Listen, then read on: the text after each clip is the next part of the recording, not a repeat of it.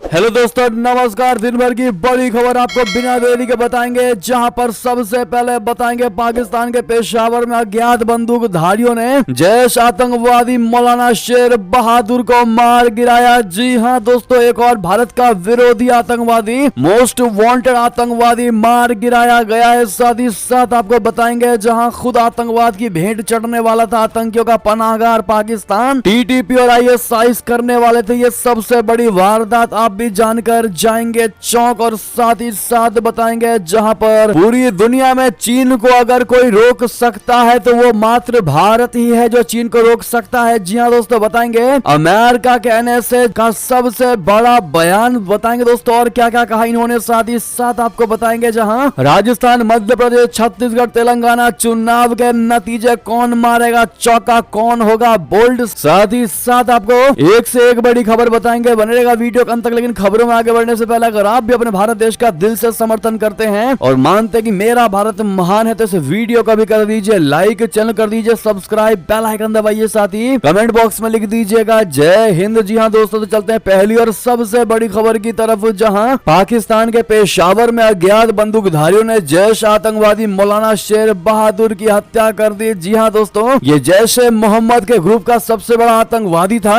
जो भारत का भी सबसे बड़ा दुश्मन था दोस्तों। ऐसे में लगातार जिस प्रकार से पाकिस्तान में आतंकवादी मारे जा रहे हैं, जो कि कुख्यात आतंकी गैंग जैश ए मोहम्मद का आतंकवादी था, उस ग्रुप का मेंबर था दोस्तों, जिसको पाकिस्तान के पेशावर में अज्ञात बंदूकधारियों ने मौत की नींद सुला दी। जी हां दोस्तों, आखिर वो कौन थे बंदूकधारी उनका पता नहीं लग पाया है, लेकिन दोस्तों इस जैश ए ग्रुप के आतंकवादी को मार गिराया गया। इस पर आपकी क्या राय होगी दोस्तों, कमेंट में लिखकर अवश्य बताइएगा। यानी कि फिर एक बार भारत के लिए सबसे बड़ी खुशखबरी की खबर थी जो हमने आपको सबसे पहले सुनाया है। इसके लिए वीडियो को लाइक कर दीजिएगा। साथ ही साथ आपको एक और खबर बता दें, जहां खुद आतंकवाद की भेंट चढ़ने वाला था आतंकियों का पनाहगार पाकिस्तान, टीटीपी और आईएसआईएस करने वाले थे ये बड़ी वारदात। बता दें, आतंकियों को पनाह देने वाला पाकिस्तान खुद एक बड़ी आतंकी घटना की भेंट चढ़ने वाला था, मगर एन वक्त में उसकी किस्मत ने बड़े खतरे से बचा लिया। जी हां, पाकिस्तान के पंजाब प्रांत में सुरक्षा बलों ने बड़ी आतंकी कोशिश को नाकाम करने का दावा किया है। इस दौरान टीटीपी और आईएसआईएस के 14 आतंकवादियों को गिरफ्तार कर लिया गया है। पंजाब के काउंटर टेररिज्म डिपार्टमेंट यानी सीटीडी ने कहा कि उसने प्रांत के विभिन्न जिलों में खुफिया आधारित 147 ऑपरेशन चलाए, जिसमें 14 कथित आतंकवादियों को हथियारों, विस्फोटकों और अन्य प्रतिबंधित सामग्रियों के साथ गिरफ्तार किया गया। जी हां, यानी कि टीटीपी और आईएसआई करने वाले थे बहुत बड़ी घटना को अंजाम। जी हां दोस्तों, वैसे में अगली खबर की बात करें, जहां पर इंडिया अमेरिका संबंधों का जिक्र कर बोले अमेरिका के पूर्व एनएसए जॉन बोल्टन, कहा चीन को बस भारत ही रोक सकता है। जी हां दोस्तों, पूर्व अमेरिकी राष्ट्रीय सुरक्षा सलाहकार एनएसए जॉन बोल्टन ने बढ़ते भारत अमेरिका के संबंधों को और मजबूत करने पर जोर दिया। उन्होंने वैश्विक समुदाय में भारत के बढ़ते कद की तारीफ करते हुए कहा कि भारत ही एक ऐसा देश है जो आने वाले समय में चीन को रोकने की ताकत रखता है। वॉशिंगटन एग्जामिनर के लिए लिखते हुए बोल्टन ने कहा कि भारत और अमेरिका मिलकर चीन की बेल्ट रोड परियोजना को रोकने पर काम कर रहे हैं। वैश्विक मंच पर अपने प्रभाव का दावा करने की भारत की इच्छा के प्रमाण के रूप में चीन के बेल्ट एंड रोड इनिशिएटिव का मुकाबला करने के लिए संयुक्त अमेरिका भारत प्रयास की ओर इशारा किया। बीआरआई चीन की एक विशाल बुनियादी ढांचा निवेश परियोजना है, जिसने पूरे एशिया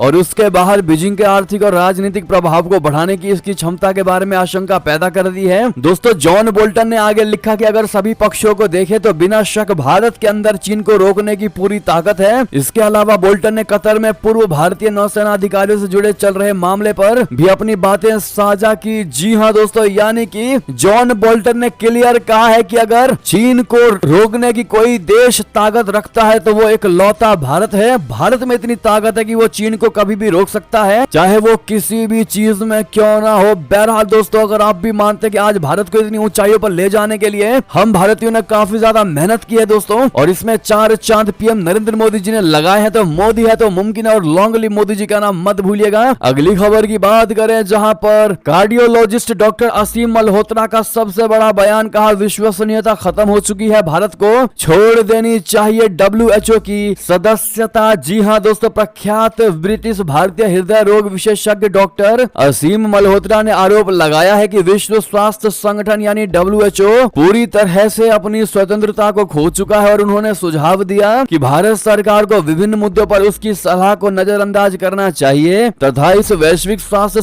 संस्था से बाहर निकल जाना चाहिए। मल्होत्रा ने यह भी दावा किया है कि दवाओं से संबंधित डेटा का नियामक स्वतंत्र रूप से मूल्यांकन नहीं करते हैं। उन्होंने हाल में यहां अखिल भारतीय आयुर्विज्ञान संस्थान में the corporate capture of medicine and public health पर व्याख्यान दिया था। मल्होत्रा ने कहा कि FDA जैसा दवा नियामकों जिनसे दवाओं का मूल्यांकन करने की अपेक्षा की जाती है को अपने बजट की 65% निधि बड़ी दवा कंपनियों से मिलती है। उन्होंने कहा कि ब्रिटेन के दवा नियामक को अपने बजट की 86% निधि दवा कंपनियों से मिलती है। क्या दोस्तों आप भी ऐसा ही मानते हैं जैसा ये कार्डियोलॉजिस्ट डॉक्टर असीम मल्होत्रा का बयान आया है कि WHO ने अपनी विश्वसनीयता खो दिया है? क्योंकि दोस्तों काफी पहले लोग ऐसा कमेंट भी करते थे और बताते भी थे और कुछ रिपोर्ट्स में ये दावा भी की गई है कि WHO को जो सबसे ज्यादा फंडिंग करता है वो देश है अमेरिका। अमेरिका सबसे ज्यादा WHO को फंडिंग करता है, पैसा देता है और इसीलिए WHO का जो झुकाव है वो अमेरिका की तरफ ज्यादा है। उसके बाद चाइना भी है दोस्तों जो WHO को पैसा देता है। अगर आप भी मानते हैं कि इन दोनों देशों की तरफ WHO का ज्यादा झुकाव है ना कि वो न्यूट्रल है, जबकि हेल्थ सेक्टर में ऐसा कभी नहीं होना चाहिए। ऐसे में दोस्तों WHO की विश्वसनीयता को लेकर आपकी क्या राय होगी? क्या WHO अपनी विश्वसनीयता को खत्म कर चुकी है? देखते हैं भारत की जनता क्या जवाब देती है। अगली खबर की बात करें जहां आतंकवाद के खिलाफ बहुत बड़ी सफलता, पंजाब प्रांत में 14 संदिग्ध आतंकी गिरफ्तार, हथियार विस्फोटक भी हुआ बरामद। बता दे पाकिस्तान के आतंकवाद निरोधक पुलिस को बहुत बड़ी सफलता मिली है। प्रतिबंधित आतंकवादी संगठनों के 14 संदिग्ध आतंकवादियों को गिरफ्तार किया गया है। ISI और TTP जैसे संगठनों के आतंकियों को भी गिरफ्तार किया गया है। शनिवार को पुलिस ने बड़े आतंकी साजिश को नाकाम करने का दावा किया और कहा कि सुरक्षा बलों ने तत्परता से कार्रवाई करते हुए पंजाब प्रांत के प्रमुख प्रतिष्ठानों को निशाना बनाने के नापाक मंसूबों पर पानी फेर दिया है। पंजाब प्रांत के काउंटर टेररिज्म डिपार्टमेंट यानी CTD की तरफ से जारी बयान के अनुसार पुलिस ने प्रांत के अलग अलग जिलों में 147 खुफिया ऑपरेशन के बाद 14 संदिग्ध आतंकवादियों को गिरफ्तार किया। संदिग्ध आतंकी के पास हथियार, विस्फोटक और अन्य प्रतिबंधित सामग्री भी बरामद हुई। जी हाँ, ऐसे में अपनी भारतीय जांच एजेंसी को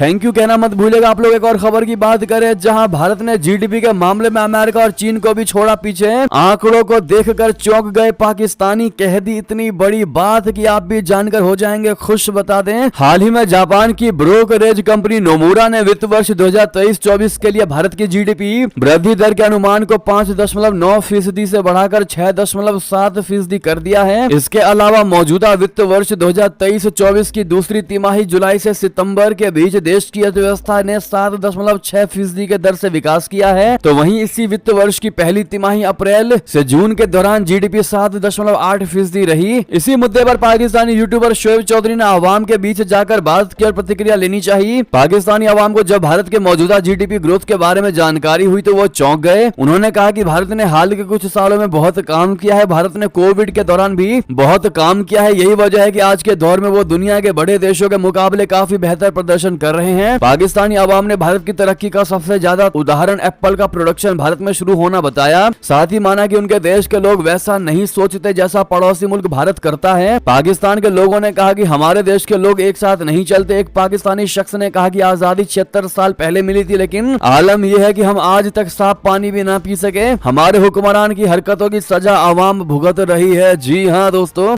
वैसे में भारत की जमकर तारीफ करते नजर आए हैं पाकिस्तानी और अपने हुक्मरानों को वो लोग कोसते नजर आए। इस पर आपकी क्या राय होगी दोस्तों? लेकिन सामने लाइक का बटन है, प्लीज दबा दीजिएगा। भारत के इस खुशखबरी के लिए चलते एक और खबर की तरफ जहां पर पाकिस्तान से वापस भारत लौटने के बाद अचानक गायब हो गई अंजू, नहीं मिल रही उनकी लोकेशन। बता दे भारत से भागकर पाकिस्तान जाने वाली भारतीय महिला अंजू बीते दिनों वापस भारत लौटी थी। अंजू के भारत लौटने के बाद वो एक चर्चा का विषय बन चुकी है। पाकिस्तान जाने के बाद अंजू ने अपना हिंदू धर्म बदलकर इस्लाम धर्म कबूल कर लिया था और अंजू से फातिमा बन गई थी। बता दें कि वो पंजाब के वाघा बॉर्डर से भारत आई है। इसके बाद उन्हें दिल्ली एयरपोर्ट पर देखा गया था। हालांकि अंजू को दिल्ली एयरपोर्ट पर देखे जाने के बाद किसी और जगह पब्लिकली नहीं देखा गया है और उसका कुछ पता भी नहीं चल रहा है। अभी तक अंजू को कोई सुराग हाथ नहीं मिल सका है। वो कहां है, किसके साथ है, किसी भी चीज की जानकारी मौजूद नहीं है। जी हाँ, अब ऐसे में दोस्तों बता दें आपको कि अंजू के बच्चों का खर्चा उठाने को तैयार है नसरुल्लाह। भारत भी जरूर जाऊंगा, दिया बयान। नसरुल्लाह ने बता दी आगे की प्लानिंग। बता दें नसरुल्लाह ने बताया कि अंजू अपने बच्चों को लेकर वापस पाकिस्तान आ जाएगी। वो बच्चों का पूरा खर्चा उठाने के लिए भी तैयार है। नसरुल्लाह ने अंजू के भारत आने के बाद अब आगे की क्या पूरी प्लानिंग है उस पर भी चर्चा की। नसरुल्लाह ने इंटरव्यू में बताया कि उसे पूरा भरोसा है कि अंजू वापस पाकिस्तान अवश्य लौटेगी। दोस्तों अगली खबर की बात करें जहां एयरपोर्ट पर एक चूक से पकड़े गए निखिल गुप्ता गुप्ता अब प्राग ने किया अमेरिका के हवाले, असली टाइगर का क्या होगा बता दें। भारतीय नागरिक निखिल गुप्ता, जिस पर एक भारतीय अधिकारी के आदेश पर खालिस्तान अलगाववादी गुरपतवंत सिंह पन्नू को मारने की साजिश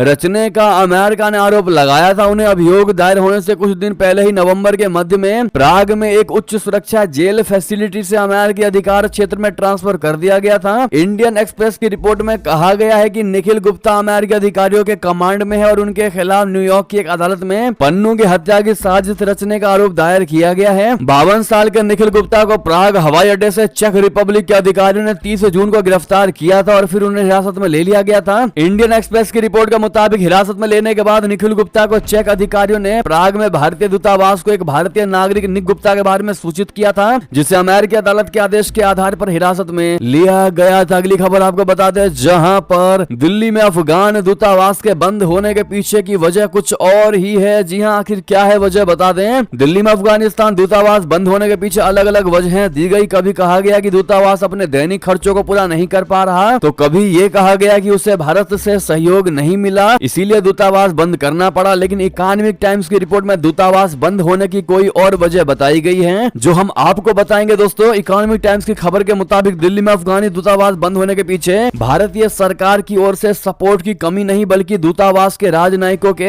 आंतरिक मतभेद था। जी हाँ, अगली खबर की बात करें, जहां पाकिस्तान से खबर, पीटीआई को मिला पार्टी का नया अध्यक्ष, इमरान खान की जगह संभालेंगे गौहर अली। बता दें, पाकिस्तान की जेल में बंद पूर्व प्रधानमंत्री इमरान खान की जगह बैरिस्टर गौहर अली खान को पाकिस्तानी तहरीक इंसाफ पार्टी का नया अध्यक्ष चुना गया है। पाकिस्तान चुनाव आयोग के आदेशों के बाद पार्टी के अंदर चुनाव कराए गए थे। मतदान में पारदर्शिता बनाए रखने के लिए मतदान एक ऑनलाइन ऐप के माध्यम से किया गया था। इस शीर्ष पद के लिए गौहर खान को खुद इमरान खान ने नामांकित किया था। चुनाव में गौहर खान के साथ अन्य पदाधिकारी भी निर्वाचित हुए हैं। उमर अयूब खान को पार्टी के महासचिव के रूप में चुना गया है, तो वहीं यास्मीन राशिद पीटीआई पंजाब के अध्यक्ष बने हैं। हलीम आदिल शेख सिंध प्रोविंस के पार्टी अध्यक्ष बने और अली अमीन गुंडापुर को खैबर पख्तूनख्वा प्रोविंस के पार्टी अध्यक्ष के रूप में चुना गया है। यानी कि दोस्तों, इमरान खान की जगह वो पीटीआई का अध्यक्ष गौहर अली को दे दिया गया है। ऐसे में अगली खबर की बात करें, जहां भारत मालदीव साझेदारी बढ़ाने के लिए बनाएंगे कोर समूह, पीएम मोदी व राष्ट्रपति मुइज्जू हुए सहमत। बता दें, प्रधानमंत्री नरेंद्र मोदी ने मालदीव के नवनिर्वाचित राष्ट्रपति मोहम्मद मुइज्जू के साथ शुक्रवार को एक सार्थक बैठक की और विभिन्न क्षेत्रों में द्विपक्षीय मित्रता को बढ़ाने के तरीकों पर चर्चा की। भारत और मालदीव अपने साझेदारी को और प्रगाढ़ करने और प्रोफाउंड करने के लिए एक कोर समूह गठित करने पर सहमत भी हुए। कोर ग्रुप के गठन का निर्णय यहाँ COP 28 विश्व जलवायु कार्यवाही शिखर सम्मेलन के मौके पर प्रधानमंत्री मोदी और मालदीव के राष्ट्रपति मोहम्मद मुइज्जू के बीच पहली बैठक में लिया गया। बैठक के बाद मोदी ने एक्स पर एक पोस्ट में कहा कि राष्ट्रपति मुइज्जू और मेरी आज एक सार्थक बैठक हुई। दोस्तों, मालदीव हिंद महासागर क्षेत्र में भारत का प्रमुख समुद्री पड़ोसी है और प्रधानमंत्री के सागर और पड़ोसी प्रथम नीति के दृष्टिकोण में एक विशेष स्थान रखता है। वैसे में पीएम मोदी जी के साथ में मुइज्जू की बैठक और जिस प्रकार से ये डील सहमत हुई है साझेदारी बढ़ाने के लिए कोर समूह बनाने की जो बात कही गई है, दोस्तों, इन दोनों के बीच में वो चीन के लिए बहुत बड़े झटके का सबब हो सकता है और चीन को तगड़ी वाली मिर्ची लग सकती है। ऐसे में आपकी जो भी राय हो बताएगा जरूर। अगली खबर की बात करें, जहां यूक्रेन ने साइबेरिया में तोड़ी रूसी सेना की कमर, 2 रेलवे लाइनों को उड़ाया, पुतिन भी हुए परेशान। बता दें, यूक्रेन की घरेलू जासूसी एजेंसियों ने साइबेरिया में एक रूसी रेलवे लाइन को विस्फोटकों से उड़ा दिया है। इस विस्फोट में रेलवे लाइन पूरी तरह से बर्बाद हो गई है। इस कारण साइबेरिया में मौजूद रूसी सेना की आपूर्ति लाइन ठप पड़ गई है। यह साइबेरिया में एक हफ्ते में यूक्रेन का दूसरा हमला है। दोनों हमलों में रूसी सेना को निशाना बनाने की कोशिश की गई है। यूक्रेन के इस हमले को रशिया के लिए बड़े सरदर्द के तौर पर देखा जा रहा है। अगर यूक्रेन ने वाकई साइबेरिया तक रूसी बुनियादी ढांचों पर हमला करने की क्षमता हासिल कर ली है, तो यह रूसी राष्ट्रपति व्लादिमीर पुतिन के लिए परेशानी वाली बात होगी। रशिया का साइबेरिया यूक्रेन से हजारों किलोमीटर दूर स्थित है। साथ ही साथ दोस्तों, अगली खबर आपको बता दें, जहां क्या जंग में 3 लाख मारे गए, इसीलिए कहीं व्लादिमीर पुतिन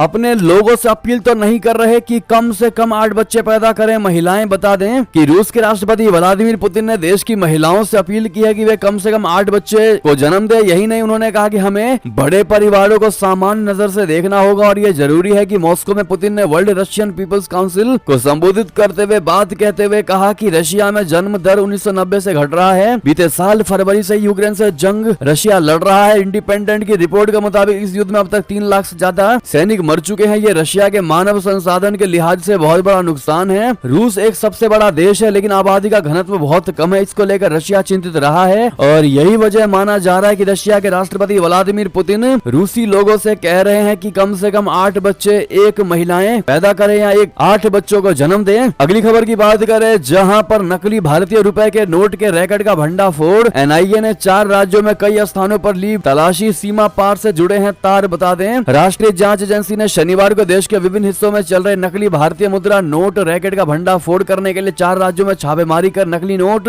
मुद्रा प्रिंटिंग, कागज, प्रिंटर और डिजिटल गैजेट जब्त किए हैं। यह छापेमारी 24 नवंबर 2023 को आईपीसी की धारा 120 बी के साथ 489 बी, 489 सी और 489 डी के तहत मामला दर्ज करके एनआईए जांच के हिस्से के रूप में की गई है। अगली खबर की बात करें जहां नॉर्थ कोरिया ने दे डाली खुली धमकी, कहा हमारे सैटेलाइट ऑपरेशन में अड़चन को युद्ध की घोषणा माना जाएगा। जी हां, नॉर्थ कोरिया ने कहा है कि वो उसके सैटेलाइट ऑपरेशन में अगर कोई देश किसी तरह की अड़चन पैदा करेगा तो इसका अंजाम बुरा होगा। शनिवार को रक्षा मंत्रालय की ओर से कहा गया है कि सैटेलाइट संचालन में किसी भी हस्तक्षेप को हम युद्ध की घोषणा मानेंगे। अगर उसकी रणनीतिक संपत्तियों के खिलाफ कोई भी हमला होगा तो वो अपनी युद्ध निरोधक क्षमता जुटाते हुए उसका जवाब देगा। उत्तर कोरिया ने हाल ही में अपनी मिलिट्री स्पाई सैटेलाइट लॉन्च किया है जिसके बाद से अमेरिका के साथ उसके रिश्तों में तनातनी देखी जा रही है। उत्तर कोरिया ने कहा है कि अगर अमेरिका अवैध तरीके से नई तकनीक को हथियार बनाकर एक संप्रभु राज्य के वैध क्षेत्र का उल्लंघन करने की कोशिश करता है तो हम उसकी व्यवहार्यता को नष्ट करने के लिए आत्मरक्षा में अपनी कार्रवाई करेंगे। साथ ही साथ अगली खबर आपको बता दें जहां पर भारत की नाक के नीचे हिंद महासागर में चीनी वॉरशिप,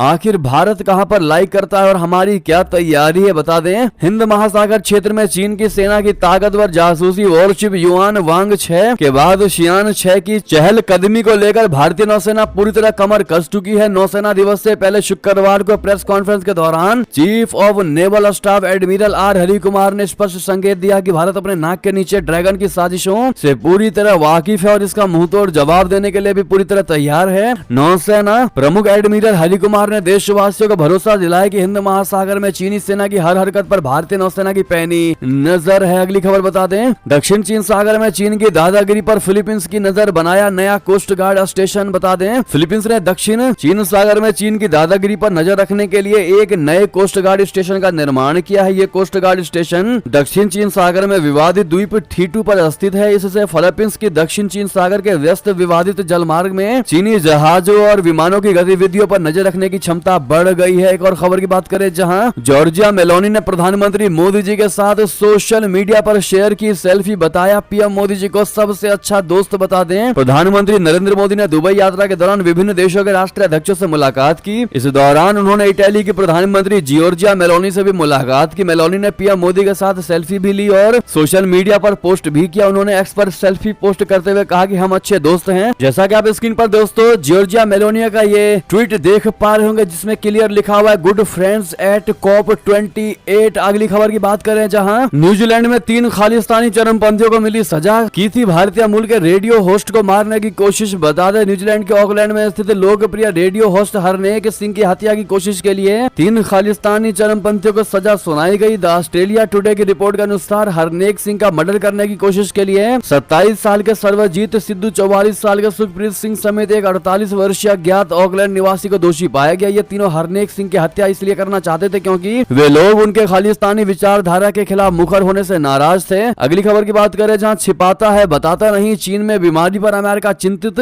सीनेटर्स की राष्ट्रपति जो बाइडेन से बहुत बड़ी मांग। दोस्तों भारत ने भी इस पर बड़ा एक्शन लिया। आपको बता दें अमेरिका में चीन की यात्रा पर पाबंदी लगाने की मांग उठने लगी है। ये मांग उठाई है रिपब्लिकन सीनेटरों के एक ग्रुप ने। मार्को रूबियो के नेतृत्व वाले इस ग्रुप ने राष्ट्रपति बाइडेन को लेटर लिखा है। इस पत्र में अमेरिकी सांसदों ने कहा है कि जब तक चीन में फैली नई बीमारी पर ठोस जानकारी नहीं मिल जाती तब तक वहां जाने पर बैन लगा दिया जाना चाहिए। गौरतलब है कि चीन में बीते कुछ दिनों से फेफड़े की बीमारी का प्रकोप देखने में आया है। विश्व स्वास्थ्य संगठन ने भी चीन से कहा है कि वो बच्चों में फैल रही इस बीमारी को लेकर ठोस जानकारी मुहैया कराए। गौरतलब है कि कोरोना के वक्त भी अमेरिका ने चीन पर शक जाहिर किया था। साथ ही साथ आपको बता दें कि भारत ने भी इस बीमारी को देखते हुए अलर्ट जारी कर दिया है। चीन में रहस्यमय निमोनिया फैलने के मद्देनजर झारखंड सरकार ने अपने अस्पतालों को सतर्कता बरतने और श्वसन संबंधी बीमारी के मामलों की निगरानी, निवारक उपाय और परीक्षण को कहा है। अधिकारियों ने शनिवार को यह जानकारी दी। स्वास्थ्य विभाग के अतिरिक्त मुख्य सचिव अरुण कुमार सिंह ने जिला प्रशासन को लिखे पत्र में तैयारी रखने और स्थिति पर लगातार नजर रखने का निर्देश दिया। साथ ही साथ अगली खबर आपको बता दें जहां राजस्थान, मध्य प्रदेश, छत्तीसगढ़, तेलंगाना तेलंगाना चुनाव नतीजा आखिर कौन मारेगा चौका, कौन होगा बोल्ड, बता दें। मध्य प्रदेश, राजस्थान, छत्तीसगढ़, तेलंगाना और मिजोरम में नई सरकार बनने वाली है। इन 5 राज्यों की 675 विधानसभा सीटों के लिए मतदान की प्रक्रिया पूरी हो चुकी है। आज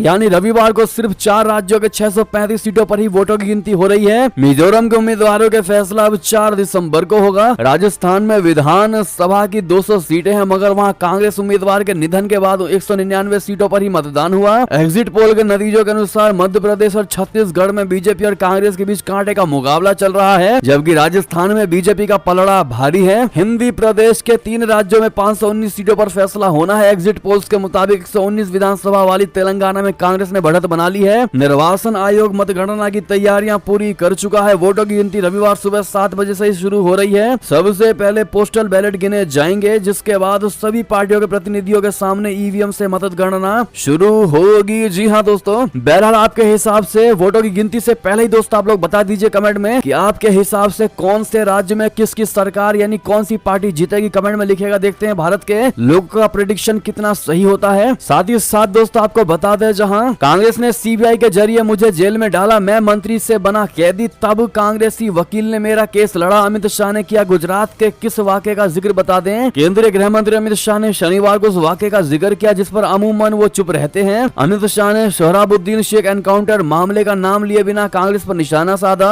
अमित शाह ने कहा कि कांग्रेस ने सीबीआई के जरिए उनके खिलाफ मामला दर्ज किया और उन्हें जेल में डाल दिया। इसके बाद वो एक मंत्री से सीधे कैदी बना दिए गए। ऐसे में एक कांग्रेस के पूर्व महासचिव निरुपम नानावती उनका साथ देने के लिए आ गया है। शाह ने कहा कि हाईकोर्ट के वकील नानावती कांग्रेस पार्टी से जुड़े होने के बावजूद उनके साथ खड़े रहे और मुकदमा जीतने में उनकी मदद की। अमित शाह ने ये बातें दिव्यकांत नानावती की जन्मशती के अवसर पर आयोजित समारोह में कही। दरअसल निरुपम नानावती गुजरात के टॉप वकीलों में से एक और दिव्यकांत नानावती के बेटे हैं। जी हाँ दोस्तों, अगली खबर की बात करें, जहां दोस्तों इंडिया गठबंधन का खेल बिगड़ने के लिए अखिलेश यादव ने बनाया नया प्लान। मध्य प्रदेश के खजुराहो में खरीद डाली जमीन। बता दें, मध्य प्रदेश में समाजवादी पार्टी के पैठ मजबूत करने के लिए सपा के मुखिया अखिलेश यादव खजुराहो में नया कार्यालय खोलने जा रहे हैं। कार्यालय खोलने के लिए जमीन भी खरीद कर उसकी रजिस्ट्री कराई है। अखिलेश यादव खुद चाह रहे थे कि मध्य प्रदेश के जिन क्षेत्रों में पार्टी का प्रभाव है वहां पर कार्यालय होनी चाहिए। मध्य प्रदेश के खजुराहो में लोकसभा चुनाव से ठीक पहले समाजवादी पार्टी का मुखिया अखिलेश यादव ने पार्टी का नया कार्यालय बनाने का निर्णय किया है। नए कार्यालय के लिए शुक्रवार को जमीन खरीद कर रजिस्ट्री करा ली गई है। जी हाँ दोस्तों, अगली खबर बता दें, जहां प्रधानमंत्री मोदी जी 4 दिसंबर यानी कल को महाराष्ट्र की यात्रा करेंगे। छत्रपति शिवाजी की प्रतिमा का अनावरण करेंगे। जी हाँ, प्रधानमंत्री नरेंद्र मोदी जी 4 दिसंबर को महाराष्ट्र की अपनी यात्रा के दौरान सिंधु दुर्ग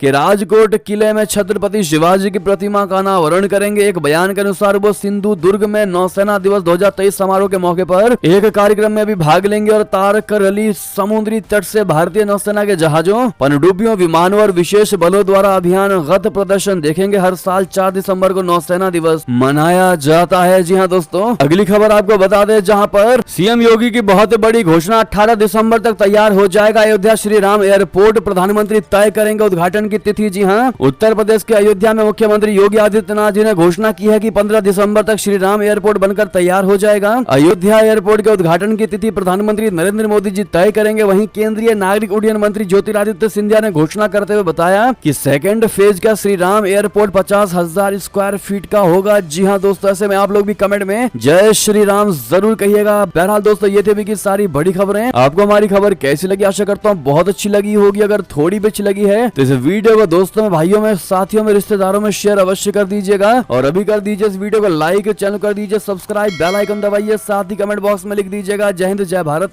और यहाँ तक बने रहने के लिए आप सभी का बहुत बहुत धन्यवाद।